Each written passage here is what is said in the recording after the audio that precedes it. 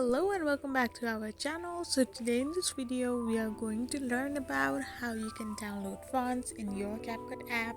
So without wasting much of our time, let's get straight into the video. So first and foremost, all you need to do is simply open your Capcut app, and once it gets open you need to select a new project or select the old one you were working on. So after you select the video, simply tap on the text option, and once you go to the text you can tap on add text, and here from the different style, effects, animation and bubble you can select any of the font you want, and once you tap on the font it will get auto downloaded and your style of font will be changed into the selected font.